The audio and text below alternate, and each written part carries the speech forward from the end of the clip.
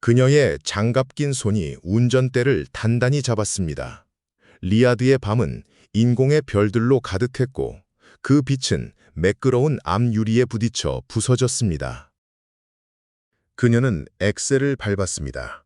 속도가 붙자 도시의 불빛들이 긴 꼬리를 그리며 뒤로 흘렀습니다.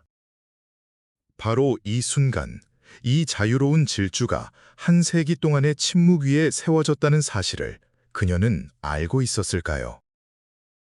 우리가 목격하는 이 화려한 해방은 마침내 되찾은 권리일까요?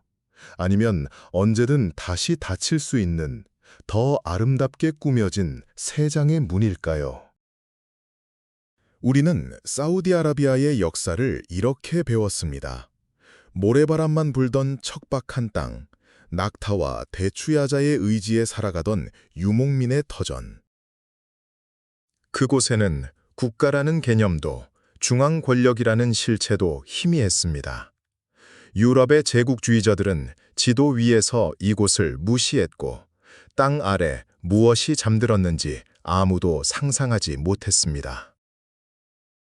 그러던 어느 날 한 젊은 지도자가 나타나 흩어진 부족을 칼과 돈 그리고 혼인으로 묶어 세웠습니다. 그의 이름은 압도라지즈 이븐 사우드.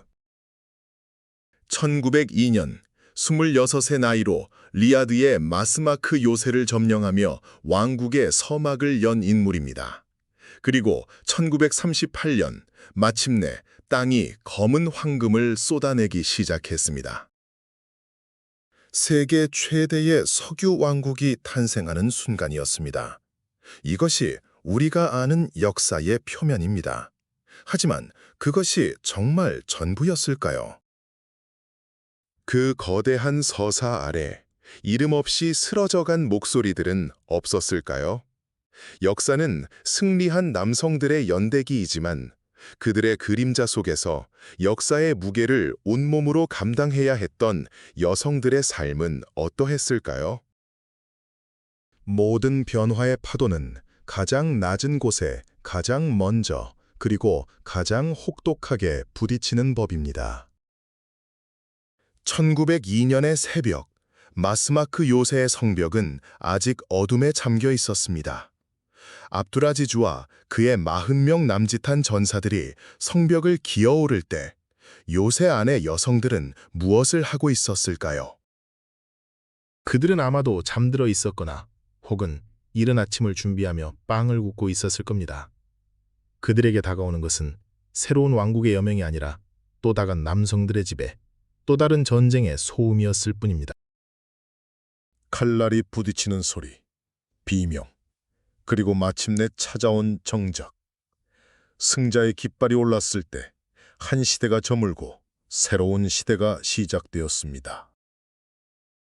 그러나 천막 안에서 아이를 돌보던 한 여성에게 그 깃발의 색깔은 중요하지 않았을지도 모릅니다. 중요한 것은 오늘 밤에도 가족이 무사히 잠들 수 있는가, 내일 아침 마실 물은 충분한가 하는 것들이었습니다. 압두라지즈는 왕국을 통일하기 위해 세 가지를 사용했다고 전해집니다. 칼, 돈, 그리고 여자. 여기서 여자는 단순한 전리품이나 보상이 아니었습니다. 그것은 가장 정교하고도 잔인한 외교 도구였습니다. 정복된 부족의 딸이나 자매가 승리한 지도자의 아내가 되는 것.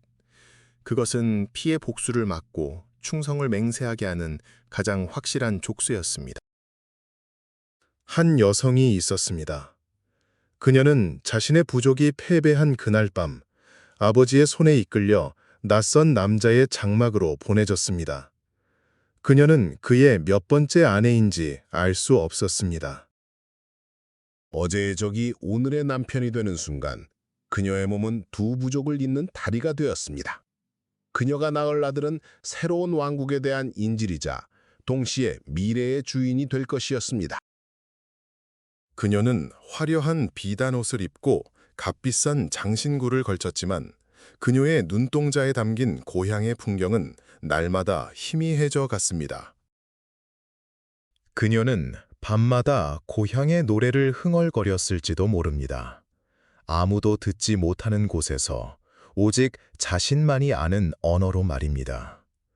왕의 아내라는 이름 뒤에 숨겨진 그녀의 진짜 이름은 무엇이었을까요?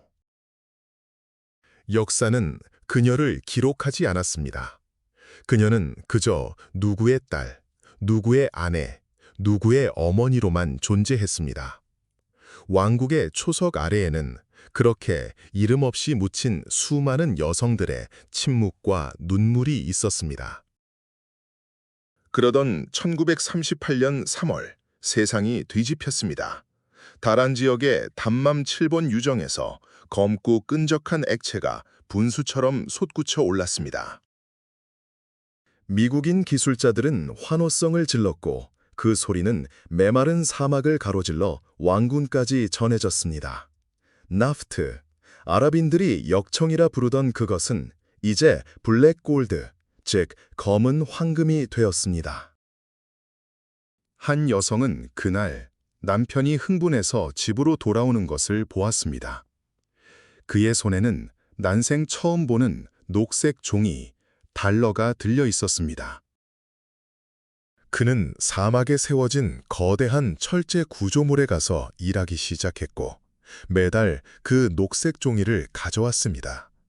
얼마 지나지 않아 마을에는 낯선 얼굴의 백인들이 돌아다니기 시작했습니다. 그들은 시끄러운 기계를 몰고 와 땅을 파헤쳤고 밤에도 대낮처럼 밝은 불을 켰습니다. 여성들은 장막 뒤에 숨어 그 광경을 엿보았습니다. 두려움과 호기심이 뒤섞인 눈으로. 그 검은 기름이 자신들의 삶을 어떻게 바꾸어 놓을지 그들은 짐작조차 할 수 없었습니다. 변화는 빠르고 거대했습니다. 모래 언덕 위로 콘크리트 건물이 솟아났고 낙타가 다니던 길에는 번쩍이는 캐딜락이 먼지를 일으키며 달렸습니다. 남자들은 더 이상 양떼를 몰지 않았습니다. 그들은 아람코의 유니폼을 입고 유전으로, 정유소로 출근했습니다. 쏟아져 들어오는 석유 달러는 모든 것을 바꾸었습니다. 천막은 벽돌집으로 바뀌었고 우물물 대신 수도꼭지에서 깨끗한 물이 나왔습니다. 한때 귀했던 설탕과 향신료가 시장에 넘쳐났습니다. 한 어머니는 난생 처음 보는 통조림 깡통을 신기하게 바라보았습니다. 그녀의 딸은 플라스틱으로 만든 인형을 선물 받고 기뻐했습니다. 삶은 분명 풍요로워졌습니다. 아이들은 더 이상 굶주리지 않았고 전염병으로 죽어나가는 일도 줄었습니다. 하지만 그 풍요의 대가는 무엇이었을까요? 페트로 달러 시스템. 사우디는 석유를 오직 미국 달러로만 팔겠다고 약속했고 미국은 그 대가로 사우디 왕가의 안보를 보장했습니다. 워싱턴과 리야드에서 맺어진 이 거대한 약속은 사막의 작은 마을에 사는 한 여성의 삶에까지 영향을 미쳤습니다. 그녀의 아들은 이제 코란뿐만 아니라 영어도 배워야 했습니다. 마을에 세워진 새로운 학교에서는 미국의 교과서를 가져와 가르쳤습니다. 그녀의 남편은 더 이상 저녁마다 모여 앉아 시를 읊거나 부족의 옛 이야기를 나누지 않았습니다. 대신 라디오에서 흘러나오는 먼 나라의 소식에 귀를 기울였습니다. 가족들은 함께 모여 식사를 했지만 대화는 줄어들었습니다. 아이들은 서양 만화에 빠져들었고 남편은 석유 가격과 정치에 대해 이야기했습니다. 그녀는 문득 깨달았습니다. 가족 모두가 한 지붕 아래 있지만 각자 다른 세상을 살고 있다는 것을. 풍요가 가져온 것은 편리함이었지만 동시에 전통적인 공동체의 해체이기도 했습니다. 그녀는 잃어버린 것들의 목록을 마음속으로 헤아려 보았을지도 모릅니다. 사막의 고요함, 이웃과의 유대, 밤하늘의 진짜 별들. 압둘 아지즈 왕이 77세의 나이로 세상을 떠나자 왕국은 거대한 권력 투쟁의 소용돌이에 휩싸였습니다. 왕위를 이을 두 아들 사우드와 파이살. 장남 사우드는 아버지의 뒤를 이어 왕이 되었지만 그는 유약하고 사치스러웠습니다. 국고는 그의 개인 금고처럼 텅 비어갔고 왕궁에서는 밤마다 화려한 파티가 열렸습니다. 반면 차남 파이살은 달랐습니다. 그는 유능한 외교관이었고 엄격하며 종교적으로 독실했습니다. 그는 낭비되는 국보를 보며 고통스러워했고 이슬람의 가치를 지키고자 했습니다. 이 두 형제의 갈등은 단순히 개인적인 다툼이 아니었습니다. 그것은 사우디아라비아가 나아갈 두 개의 다른 길, 즉 서구식 향락과 부패의 길과 엄격한 이슬람적 근대화의 길 사이의 충돌이었습니다. 이러한 권력의 정점에서 벌어지는 암투는 왕궁의 가장 깊숙한 곳, 여성들의 공간에도 스며들었습니다. 사우드 왕의 아내들과 파이살의 아내들 사이에는 보이지 않는 벽이 세워졌습니다. 그들은 서로를 경계했고 복도를 스쳐 지나갈 때면 날카로운 눈빛을 교환했습니다. 한 시녀는 두 왕자의 어머니들이 서로 다른 신에게 기도하는 것을 들었을지도 모릅니다.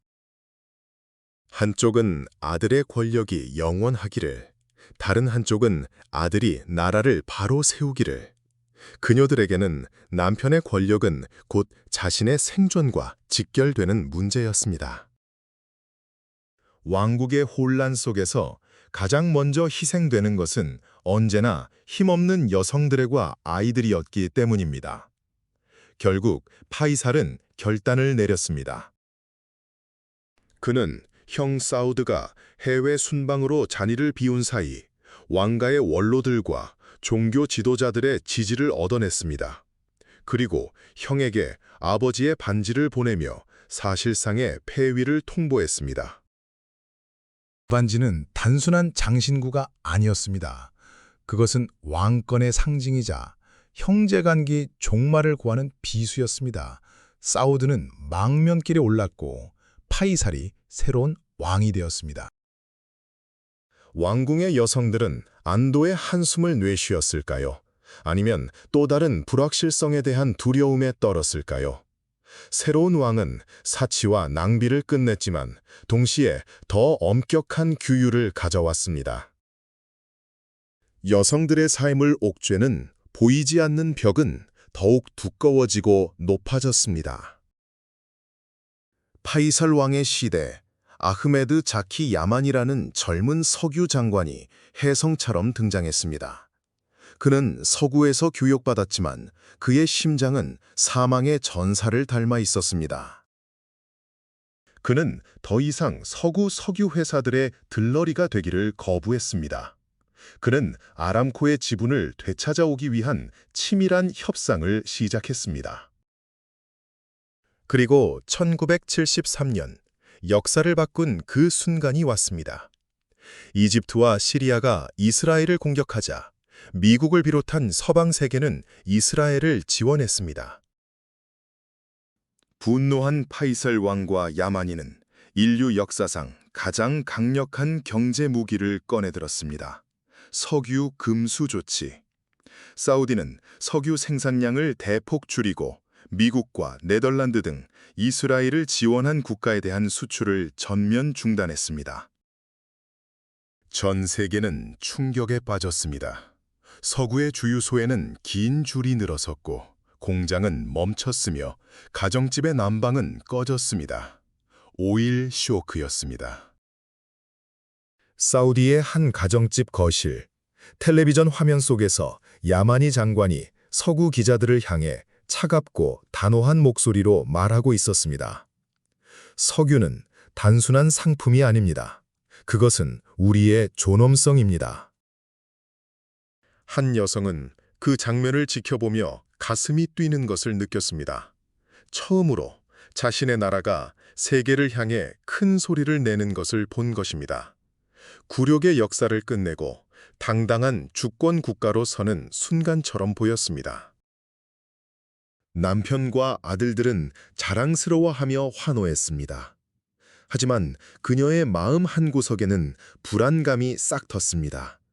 이렇게 강력한 힘을 휘두른 대가는 무엇일까?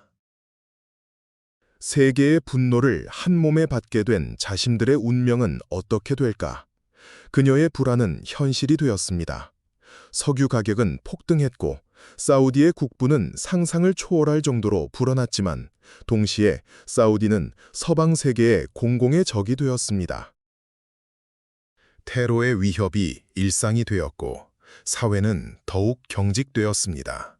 외부의 위협에 맞선다는 명분 아래 내부의 통제는 더욱 강화되었습니다. 특히 여성들의 삶은 더욱 좁은 울타리 안에 갇히게 되었습니다. 급격한 부와 서구화는 역설적으로 극단적인 보수주의를 불러왔습니다.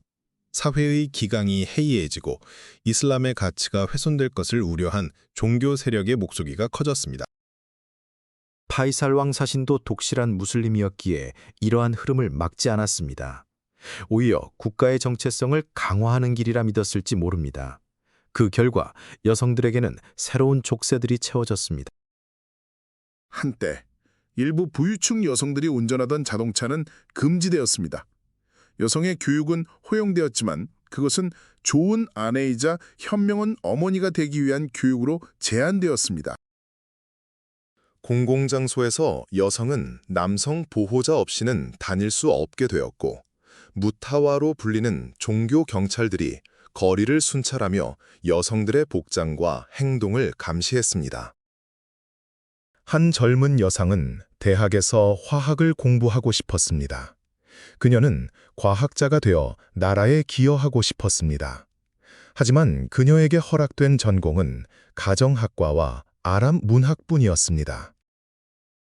그녀는 밤마다 방에 숨어 몰래 서양 과학 잡지를 읽었습니다. 창밖으로 보이는 도시의 불빛은 화려했지만 그녀에게 그 불빛은 닿을 수 없는 꿈의 파편처럼 보였습니다. 그녀는 깨달았습니다. 나라가 부유해지는 것과 개인이 자유로워지는 것은 전혀 다른 문제라는 것을.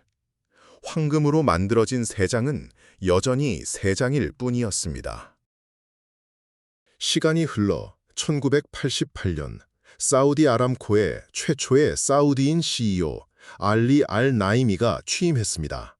그는 사막의 유목민 소년에서 시작해 세계 최대 에너지 기업의 수장이 된 입지적인 인물이었습니다.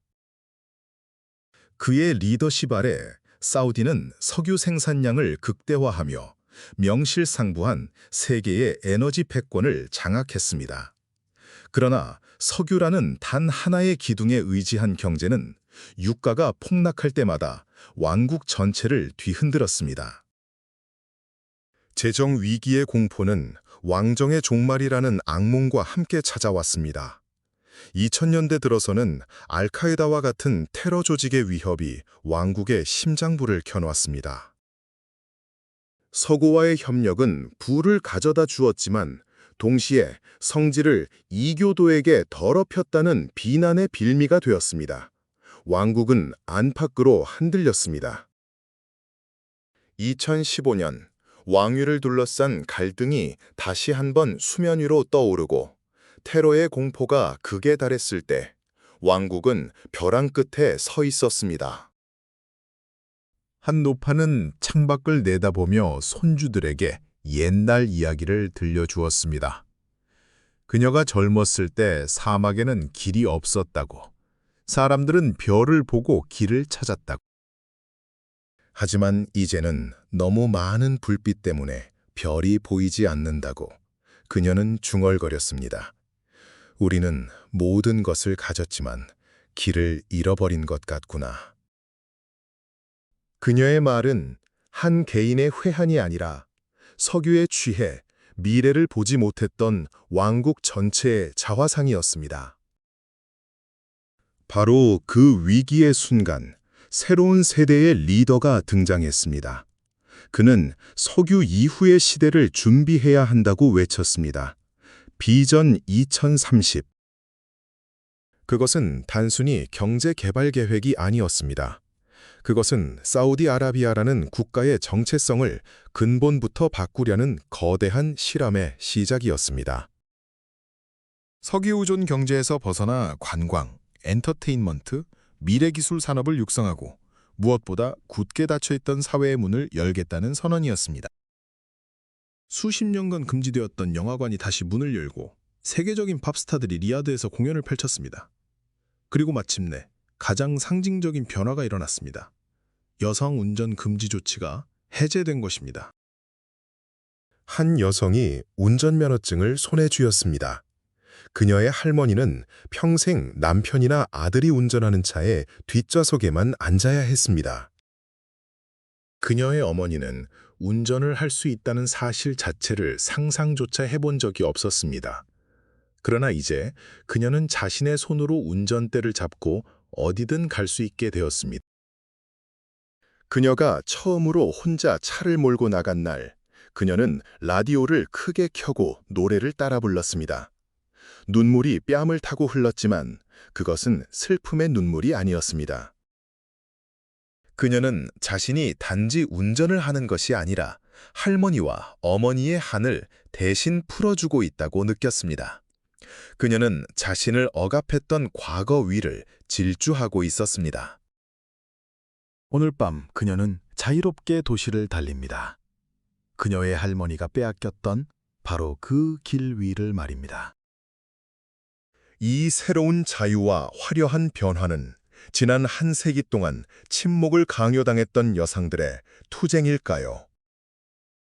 아니면 더 세련된 방식으로 통제하기 위해 권력의 정점에서 허락한 또 다른 황금 세장의 열린 문일까요?